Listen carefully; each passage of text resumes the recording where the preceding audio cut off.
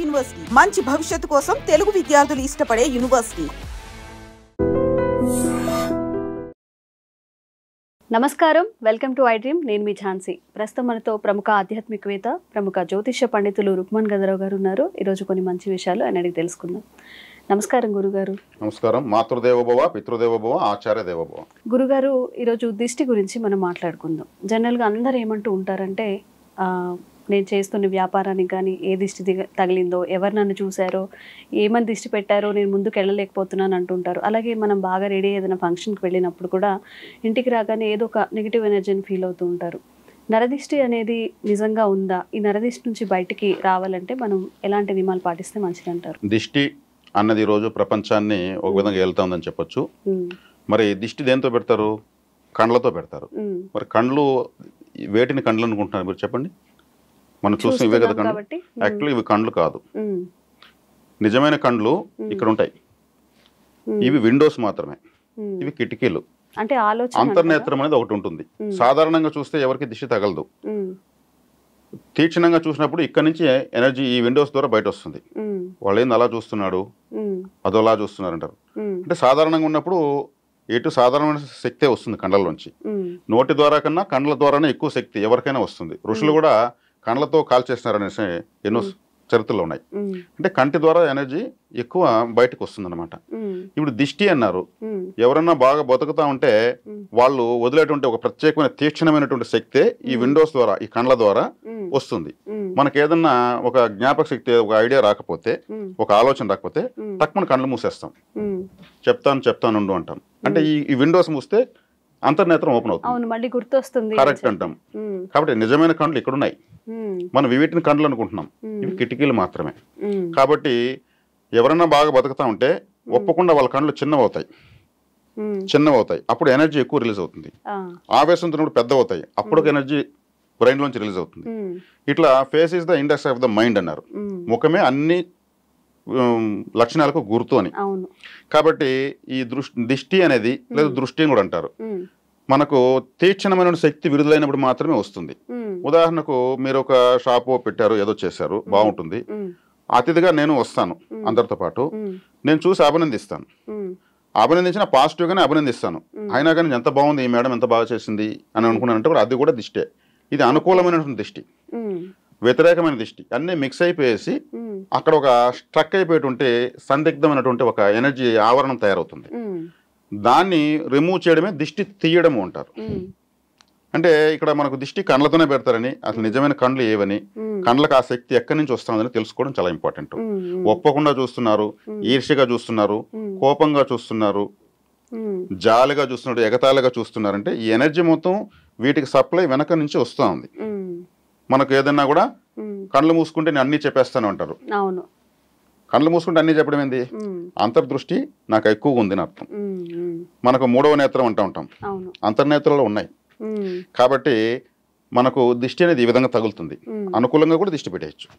అందుకే పెండ్లి కొడుకు పెండ్లి కూతురికి ఆ స్టేజ్ పైన ఉంటే అందరూ కూడా వాళ్ళనే చూస్తారు. కొన్ని వందల వేల మంది యొక్క చూపు నేరుగా వాళ్ళపైనే పడుతుంది. అందుకే నల్లటి చుక్క పెడతారు.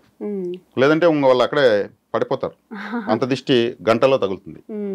అంత ఉండి కూడా కంట్రోల్ లేకుండా మళ్ళీ పెండ్లి కొడుకు పెండ్లి కూతురికి గడపలో వచ్చాడు మళ్ళీ దిష్టి తీస్తారు. కాబట్టి దిష్టి అనేటువంటిది చాలా శక్తివంతమైనది, ప్రపంచాన్ని ఏళ్తా ఉందని మీరు మొట్టమొదటి అదే చెప్పాను. దీన్ని ఎలా రిమూవ్ చేసుకోవాలి అనేటువంటి ఒక విషయం ఉంటుంది. ప్రతి ఒక్కరి చెడ్డ వాళ్ళ ఎడమకాల కింద ఉంటుంది. పాతకాలంలో ఎడమకాల కింద మట్టి తీసుకుని వస్తే చేతబడి లాంటి బ్లాక్ మ్యాజిక్స్ చేసేసేవాళ్ళు. అంటే వారి చెడ్డ ఎడమకాల కిందనే ఉంది కదా, ఆ చెడ్డతో వాళ్ళకి ఈజీగా చెడ్డ చేసేయచ్చు. మన శాంపుల్ బ్లడ్ ఇచ్చామంటే మనకు ఆరోగ్యం ఎంత ఉంది, హిమోగ్లోబిన్ పర్సెంటేజ్ ఉంది అంటే కొద్ది బ్లడ్ తీసుకుని ఎడ చెప్పేస్తారో, ఈ చెడ్డ తీసుకుంటే చెడ్డ ఈజీగా చేయొచ్చు అనమాట.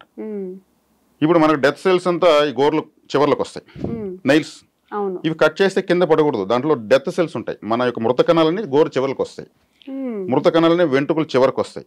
అందుకే కత్తిరించగానే గ్లో వస్తుంది. ఎవరైనా మగవాళ్ళు కూడా షేవింగ్ చేస్తే అంతకుముందు ఉన్న పీడ కన్నా గ్లో బాగుంటుంది.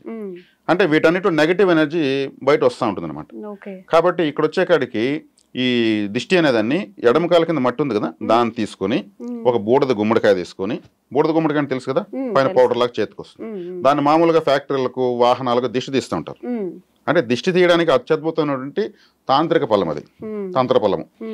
దాని ద్వారా ఎక్కువ వచ్చేస్తుంది, దాంట్లో ప్రాణశక్తి అధికం. ఇప్పుడు ఈ బూడిద గుమ్మడికాయ కుంకుమ కలపడానికి ఒక దెబ్బ కోసి తీస్తారు. అలా తీసి ఈ ఎడమకాల కింద మధ్య దాంట్లో వేసి ఒక 2 పచ్చిమిరపకాయలు దాంట్లో వేసి మనకు ఏదైనా సమస్యలు ఉంటే కూడా చిన్న చిన్న స్లిప్పులు రాసి కూడా దాంట్లో వేయచ్చు. మళ్ళీ మూత పెట్టి మనం పెట్టుకునే కాటుకు ఉంటుంది, కాటుకు కూడా దిష్టికే పెడతారు కదా, ఈ కాటుకుతో గుమ్మడికాయ మొత్తం చుక్కలు పెట్టాలి. కాటుకుతో చుక్కలు పెట్టాలి. మామూలుగా కొంతమంది గంధము కుంకలు పెడతారు, చేసుకున్నట్టు పెడతారు కదా, కాటుక పెట్టాలి. దిష్టి కోసం వాడేదే కాటుక. ఆ కాటుక పెట్టిన తర్వాత చేతితో పట్టుకుంటే చేతి కాటుక అవుతుంది, పేపర్తో పట్టుకుని బరువు ఎక్కువ, నీరు కాయదు ఎక్కువ, వాటర్ పర్సెంటేజ్ ఎక్కువ ఉంటుంది. 3 సార్లు ఇటు 3 సార్లు అటు తిప్పి ఈ దిష్టి తీసే వ్యక్తి నేరుకు నేరు నిలబడుకుని ఇలా అనకూడదు, ఇలా నేరుకు నేరు పెట్టి తీసుకుంటే అతనిలో ఉన్నటువంటి నెగిటివ్ ఎనర్జీ ఈ కాయ ద్వారా ఇతరులకు వచ్చేస్తుంది. సైడ్కి వచ్చి ఇతను ఇలా బట్టి ఇట్లా తీయాలి, ఇట్లా దిగదీయాలి. దిగదీయడం ద్వారా అతనికి మొత్తం వచ్చేస్తుంది. ఈ కాయను ఎక్కడన్నా 4 రోడ్ల కూడలి లేదా నిర్జన ప్రదేశంలో పగలగొట్టాలి. ఇలా నెలకు ఒకసారి కనీసం చేసుకోవాలి, 15 రోజులకు ఒకసారి చేసుకున్నా మంచిదే. అప్పుడు ఆ దిష్టి మొత్తం వచ్చేస్తుంది, ఇతను రిలాక్స్ అవుతాడు, నాకు తీసుకున్నాక బాగా హుషారుగా ఉన్నానని. అంటే ఇది ఒక థెరపీ. ఇది ఇలాగే ఒక షాప్ ఉంది, ఒక ఇల్లు ఉంది, ఒక వెహికల్ ఉంది, వాటికి తీసేటప్పుడు తీస్తూ ఉంటారు. ఆ ఇంట్లో చెత్త జమ్ముతాం కదా, నెగటివ్ కదా, ఇంట్లో చెత్త పెట్టుకుని నెగటివ్ కదా, దాన్ని తీసేస్తే శుభ్రంగా ఉంటుంది. ఆ నెగటివ్ ఆ చెత్తను తీసి ఈ గుమ్మడికాయలు వేయచ్చు. మన ఎడమకాయల కింద మట్టి ఇక్కడ వేసాం కదా, ఇంట్లో డస్ట్ కూడా ఆ గుమ్మడికాయలు పెట్టచ్చు. పెట్టి ఆ ఇంటికి దిష్టి తీయడం వల్ల ఆ ఇంటికి దిష్టి ఇంకా వేగంగా పోతుంది. మామూలుగా తీస్తే ఎంత నెగటివ్ పోతుందో ఈ మట్టి ఇంగ్రీడియంట్, ఆ ఇంటికి సంబంధించిన ఒక ఇంగ్రీడియంట్ దాంట్లో వేసి తీసేస్తాం. ఒక వాహనానికి అనుకోండి, వాహనము చక్కగా ఒక ట్రాక్టర్ జేసీబీ అనుకుందాం, అతని గిరాకీలు రాలేదు, బాగా నడుస్తా ఉన్న వెహికల్కి సరిగ్గా డ్రైవర్ కూడా లీవ్ పెట్టేస్తున్నాడు. పార్టీ వచ్చినప్పుడు డ్రైవర్ రాడు, డ్రైవర్ వచ్చినప్పుడు పార్టీ రాదు. బండి బాగుంది, ఇది ఏదో దిష్టి తగిలింది నా వెహికల్కి అంటూ ఉంటాడు. ఆ టైర్లో మట్టి ఉంటుంది కదా వెహికల్ జేసీబీ అంటే, ఆ మట్టి తీసి గుమ్మడికాయలు వేయాలి. నేను చెప్పిన విధంగా దిష్టి తీయాలి. అంటే మనం తీస్తే మామూలుగా తీస్తే సాధారణంగా ఒక 10% పోతే ఈ విధానం ద్వారా తీయడం ద్వారా 100% వస్తుంది. ఓకే, అంటే సాధారణంగా బూడిద గుమ్మడికాయని మనకి పైన ఇంటికి కట్టుకోవడానికి యూజ్ చేస్తూ ఉంటారు కదా గురుగారు, మామూలుగా వేరే గుమ్మడికాయని దిష్టికి యూజ్ చేస్తారు. మరి మీరేమో బూడిద గుమ్మడికాయతో దిష్టి తీయాలని చెప్తున్నారు. మీరు చెప్తున్న తినే గుమ్మడికాయ, తినే గుమ్మడికాయ ఇంటి లోపల, మనం సంసారంలో ఉంటాం, మనం తినే గుమ్మడికాయను ఇంటి లోపల కట్ చేసి పడుకునేటప్పుడు హాల్లో, అంటే హాల్ అంటే అన్ని రూముల నుంచి జంక్షన్, అదొక బస్ స్టాండ్ లాంటిది, అన్ని వైపుల నుంచి కలుస్తారు. వంట రూమ్ లో నుంచి, బెడ్రూమ్ లో నుంచి, బాత్రూమ్ నుంచి, పూజల నుంచి, అందరి కాళ్ళు కలిసి హాల్లోనే. ఆ హాల్లో కట్ చేసి నీట్ గా కుంకుమ జల్లి పెట్టేసి రాత్రి అయిన తర్వాత తెల్లవారితో పారేయాలి. ఇంటి బయట కొట్టేటప్పుడు బూడిద గుమ్మడికాయ కొట్టాలి. అది ఇది ఆచారం. ఈ కాయ వచ్చేకాడికి స్మూత్, ఇంటి లోపల మనంతా చాలా సున్నితంగా ఉంటాం, బయట వచ్చేకాడికి వేరే వాళ్ళు దిష్టి పడుతుంది, కోట్లు తగులుతాయి, మరి చుట్టూ ఇంటి కూడా ఆరా ఉంటుంది. దీని అంతా కూడా రిమూవ్ చేయాలి కాబట్టి ఇంట్లో తీసేసినటువంటి డస్ట్ దాంట్లో వేసి కొట్టాలి, చేసుకుంటే మంచిది. నిజంగా ఈ డే టు డే లైఫ్లో మనం ఎంత బిజీగా ఉంటున్నామో మన నెగిటివ్ ఎనర్జీని కూడా అంతే నమ్మాల్సి ఉంటుంది. మీరు చెప్పిన ఇట్లా చిన్న చిన్న రెమెడీస్ కానీ చిట్కాలు కానీ పాటిస్తే నిజంగా దాని నుంచి బయటపడచ్చు. గురుగారు చాలా మంచి విషయాలు తెలియజేశారు, ధన్యవాదాలు. నమస్కారం.